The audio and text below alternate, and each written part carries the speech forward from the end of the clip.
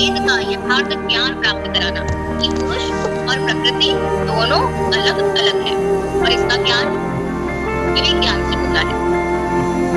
ठीक है, तो इस स्लाइड में किसी को कोई दिक्कत है तो आप लोग हैंड रेज करके पूछ सकते हैं कि जहाँ पे भी आपको कुछ भी समझ में नहीं आएगा तो मैं और डिटेल में बता दूंगी। अब सांख्य दर्शन हमारे पास ये ग्रंथ ओरिजिनल नहीं है, तो सांख्य को हम किससे पढ़ते हैं? सांख्य कारिका से, ठीक है, जो कि ईश्वर कृष्ण कृत द्वारा सांख्य कारिका बुक है जिसमें 72 कारिकाएं हैं।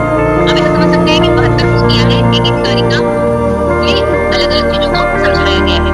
तो सांख्य दर्शन हम किससे पढ़ते हैं? सांख्य कारिका से, ठीक है। उसकी ओरिजिनल ग्रंथ हमारे पास नहीं है दर्शन की, ठीक है, हम पढ़ते हैं उसको सांख्य कारिका से, ऐसी उसकी बुक होती है सांख्य कारिका, ठीक है। इसमें 72 कारिकाएं हैं, इसमें हम सारी कारिकाएं नहीं पढ़ेंगे, जो हमारे सिलेबस में जरूरी कारिकाएं दी गई है हम वो पढ़ेंगे।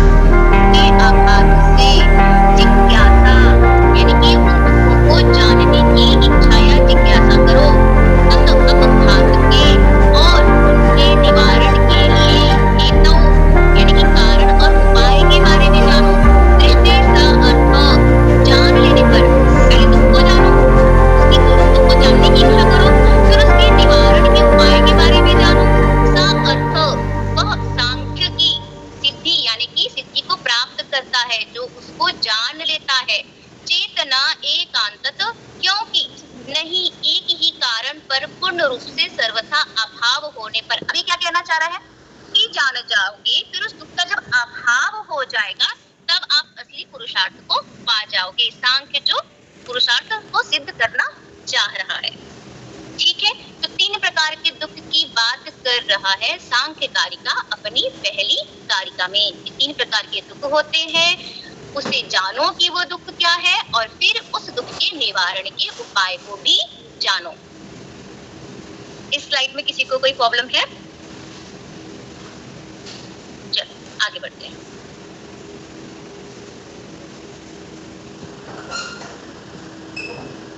अब वो जो 3 प्रकार के दुख की बात कर रहे हैं, वात पित्त कफ के इम्बैलेंस से, है ना, जो हमें चोट से, थकान से, किसी भी प्रकार का जो कष्ट होता है हमारे शरीर को, वो शारीरिक दुख हो गया।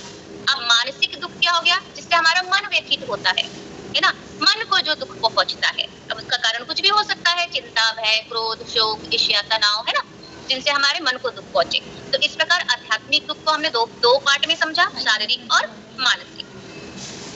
दूसरा आता है हमारा अधिभौतिक दुख, यानी कि जो दुख अन्य जीवों या प्राणियों के कारण प्राप्त प्रकार की झिल्ली से बाहर निकले हुए जीव, जैसे हम लोग इंसान, है ना, पाउच, मम्मी पाउच में रहते हैं, एक झिल्ली सा आवरण होता है और उसे ही फाड़ के निकलते हैं। उसी तरह से गाय का भी बच्चा एक झिल्ली जैसे आवरण के अंदर रहता है, उसके बाद निकलता है।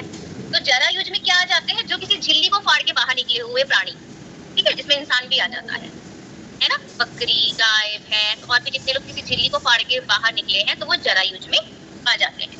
फिर आ जाते हैं अंडज, यानी कि अंडे को तोड़ के बाहर निकले हो, मगरमच्छ हो गया, सर्प हो गया, मछली हो गई, चिड़िए हो गए, जो भी अंडे से बाहर निकले। फिर आ जाते हैं स्वेदज, यानी कि पसीने से उत्पन्न होने वाले, ठीक। फिर आते हैं उद्भिज। अब उद्भिज क्या हो गया? वृक्ष आदि पेड़ पौधे, ठीक। अब इसमें आ गए ना सारे पंच महाभूत से बने हुए प्राणी, पेड़ पौधे ले लिए, कीट मकोड़े ले लिए, जीव जंतु ले लिए, इंसान ले लिए, सारे। तो इस तरह से जो अधिभौतिक है उसे भी देखा जाए तो हमने 4 पार्ट में डिवाइड कर दिया। क्लियर? सांख्य को समझना इसलिए डीपली भी बहुत जरूरी है। अगर सांख्य को आपने समझ लिया ना, तो कारण है इस संसार का जिससे यह समस्त जगत स्थूल और सूक्ष्म रूप से विकसित होता है और होता रहता है। तो प्रकृति क्या है? तो प्रकृति सांख्य दर्शन का मूल जड़ अचेतन कारण है। यह संपूर्ण भौतिक एवं मानसिक जगत का मूल आधार है। और प्रकृति का स्वरूप क्या है? तो प्रकृति परिवर्तनशील है। क्यों परिवर्तनशील है? कोई बता सकता है प्रकृति परिवर्तनशील क्यों है?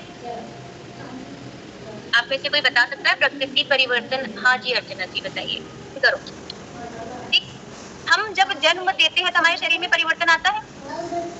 इसी तरीके से प्रकृति हर चीज को जन्म दे रही है, ठीक है।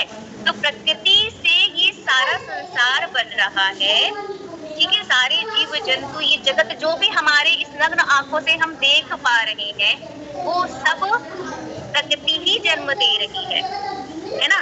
तो प्रकृति में परिवर्तन होगा, कोई भी चीज है अगर उसमें परिवर्तन नहीं होगा तो वो जन्म दे ही नहीं सकता। अगर कोई बीज है और वो जला हुआ है तो क्या वो पौधा बन पाएगा? है वो सत्व, रज और तम की वजह से आता है। ठीक है, प्रकृति का उद्देश्य क्या है? सांख्य का मुख्य विषय दो है, पुरुष और प्रकृति। तो प्रकृति को बनाया है या प्रकृति आई है तो किस उद्देश्य से आई है, या इस संसार को भी किस उद्देश्य से बना रही है? तो प्रकृति का उद्देश्य है पुरुष के लिए क्या करना? तो पुरुष के भोग और अपवर्ग के लिए प्रकृति काम करती है। अपवर्ग यानी कैवल्य, सत्व, रज और तम, इन्हीं गुणों के असंतुलन से समस्त सृष्टि का निर्माण होता है और परिवर्तन होता है, विविधता आती है। इनके सत्व, रज और तम के असंतुलन से, क्योंकि अगर तीनों एक ही मात्रा में रहेंगे तो परिवर्तन आएगा ही नहीं, चीजों का निर्माण होगा ही नहीं। ठीक है, क्योंकि अगर सत्व, रज और तम गुण की असमानता होगी तभी परिवर्तन आएगा। तो सत्गुण क्या है? सत्गुण का इसके लक्षण क्या है? यानी कि जब सद्गुण की प्रवृत्ति होती है तो क्या होता है? ज्ञान, शांति, प्रसन्नता, सत्य, दया, क्षमा, संतोष, ये सब सद्गुण के लक्षण हैं। करता है तो इसका स्वरूप क्या है? क्रिया, गति, उत्तम का गुण है, यानी कि बनाने का गुण है इसके अंदर, रजगुण का। अब इसके लक्षण क्या है? चंचलता, इच्छा, लोभ, क्रोध, स्पर्धा, अहंकार भी आता है इसमें। मन को बाह्य विषयों में लगाता है रजगुण। तभी हम कहते हैं ना कि जो व्यक्ति बहुत ज्यादा चंचल होता है वो एक जगह ठहरता भी नहीं है। अज्ञान, मोह, भय, हिंसा, ये सब तम गुण के लक्षण हैं। हाँ, क्योंकि ज्ञान पाने की भी इच्छा नहीं होगी आपके अंदर, बिल्कुल नीरस स्वभाव के हो जाएंगे, इसलिए इसका रंग काला बताया गया है ना। ऐसा कि वो इसके गुण को देख के इसका रंग बताया गया है। और जिसमें तम गुण की अधिकता होती है, ऐसे व्यक्ति कैसे होते हैं?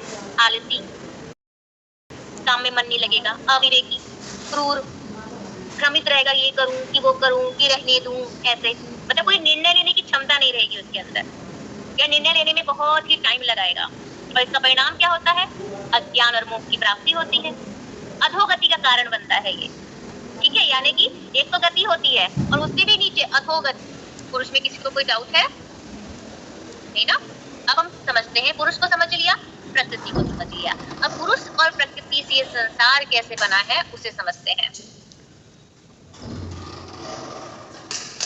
जैसे एक परिवार में भी सृजन करने के लिए एक माता पिता की जरूरत है, उसी तरीके से इस संसार के सृजन करने की, किसी भी चीज के सृजन करने के लिए दो चीजों की जरूरत होती है।